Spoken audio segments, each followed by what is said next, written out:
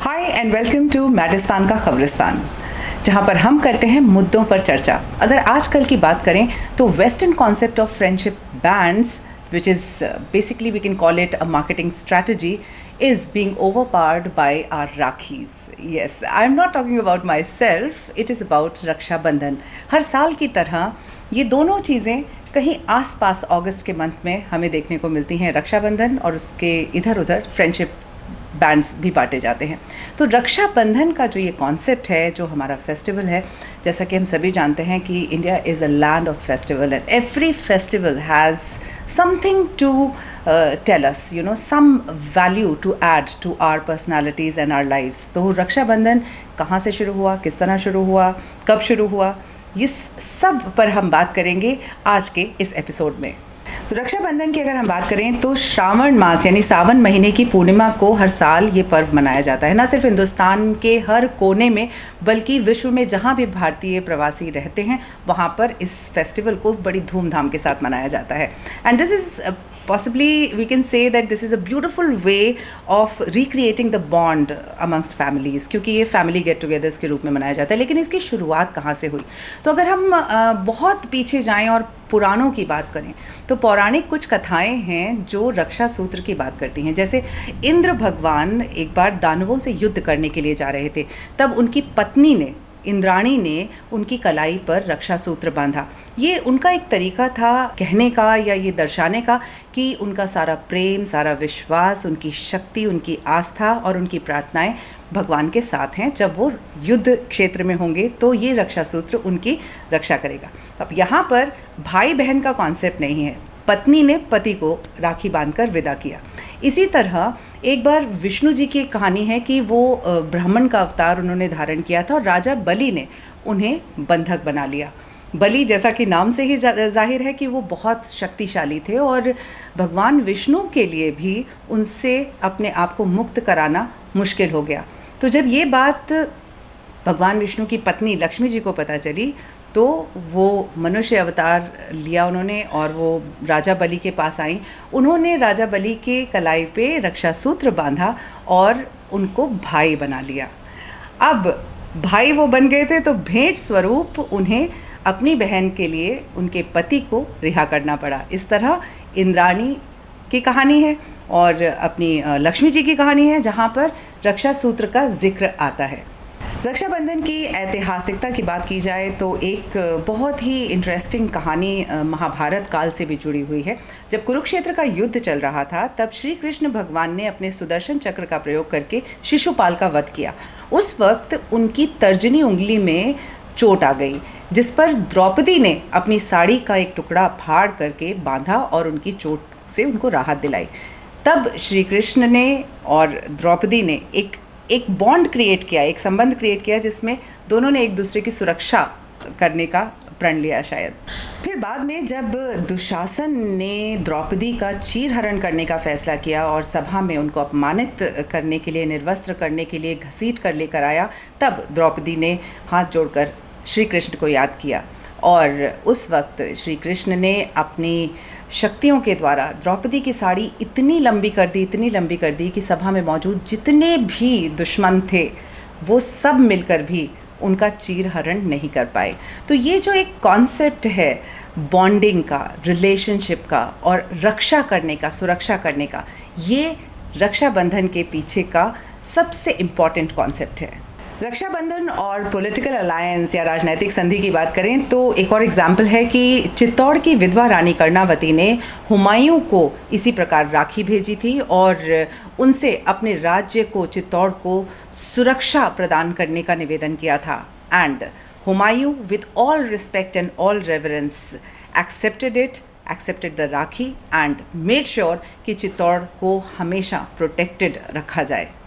तो ये तो हो गई रक्षाबंधन और राजनीतिक संधि की बात। इसके बाद हम बात करते हैं सोशल बॉन्डिंग की। रक्षाबंधन को किस तरह सोशल बॉन्डिंग क्रिएट करने के लिए यूज़ किया गया। 1905 में जब बंगाल पार्टीशन हो रहा था तब नोबेल लॉरिएट रविन्द्रनाथ टैगोर ने मास रक्षाबंधन का आयोजन किया, जिसमें बहुत सारे लोगों को एकत्रित किया गया इस पर्व को मनाने के लिए।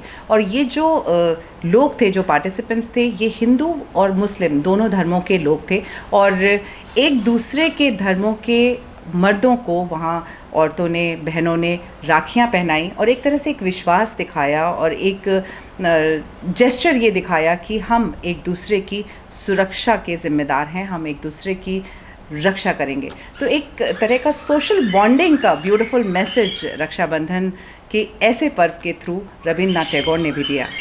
आज की अगर बात करें तो हम हर साल देखते हैं कि हमारे जितने सम्मानित नेता हैं, चाहे वो हमारे राष्ट्रपति हों, चाहे गवर्नर हों, प्राइम मिनिस्टर हों, चीफ मिनिस्टर हों या other personalities of the kind, उनको आप हर साल देखते हैं कि वो विधवाओं के साथ, ऑर्फन बच्चों के साथ या जो गरीब लोग हैं, नीडी लोग हैं, उनके साथ रक्षाबंधन मनाते हुए दिख जाते हैं।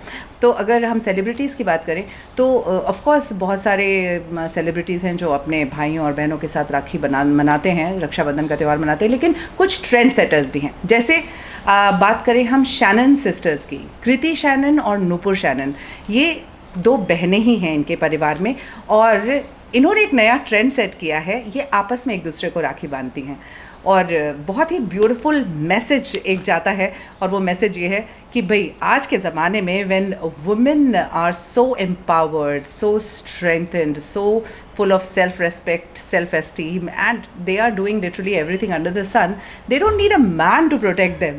दीपिका पादुकोण अपने बॉडीगार्ड को हर साल राखी बांधती हैं and this is such a beautiful gesture. हमारे हिंदुस्तान में बहुत सारे ऐसे रिश्ते होते हैं जिन्हें हंसी मजाक का बॉन्ड कहा जाता है, हंसी टिटोली का बॉन्ड कहा जाता है, जैसे देवर भाभी का रिश्ता और जीजा साली का रिश्ता। कहा यह जाता है कि साली आधी घर वाली होती है, लेकिन Dia Mirza has gone all out to prove it wrong, क्योंकि वो अपने जीजा जी को राखी बांधती हैं हर साल और उन्होंने ये प्रूव कर दिया कि साली आधी घर वाली ही नहीं बल्कि पूरी बहन भी हो सकती है।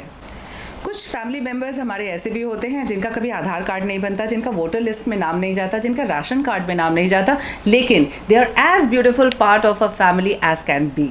और हम बात कर रहे हैं अपने नन्हे मुन्ने कम्युनिटी एनिमल्स की और पेट एनिमल्स की। तो जो जानवर हमारे घरों में रहते हैं, चाहे वो कुत्ते हों, बिल्लियाँ हों, गिनी पिग्स हों, रैबिट्स हों, आपने देखा होगा अक्सर लोग उनको भी राखी बांधते हैं और एक जो सुंदर खूबसूरत रिश्ता उनके साथ शेयर करते हैं उसको इस तरह से सेलिब्रेट करते हैं। That's also a beautiful trend that you can follow. End of course Hindustan के जो real fighters and real protectors हैं, हमारे सेना के जवान, उनको भी हर साल हज़ारों लड़कियां राखियां भेजती हैं, हज़ारों परिवारों से उनके पास लेटर्स जाते हैं रक्षाबंधन के दिन और ये खूबसूरत नज़ारा भी हम हर साल देखते हैं।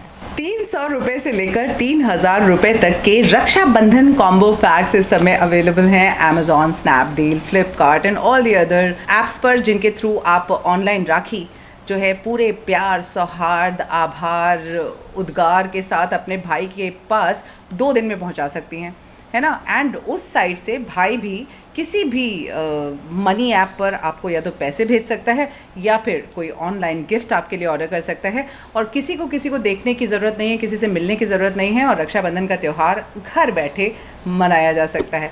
This is the journey that we have covered so far from प्राचीन काल टू कोरोना काल। बहनें चाहे किसी की भी हों रिस्पेक्टेबल होती हैं, they need love, care and respect and they need to be protected if they are in danger. And last but not the least, before I leave you, let me tell you कि आप इस video को like करें या ना करें, share करें या ना करें, सब्सक्राइब करें या ना करें हमारे चैनल को, या बेल आइकन प्रेस करें या ना करें, just remember one thing very clearly कि बहन बहन होती है, चाहे वो आपकी हो या किसी और की। राखी किशोर साइनिंग ऑफ। हैप्पी रक्षाबंधन।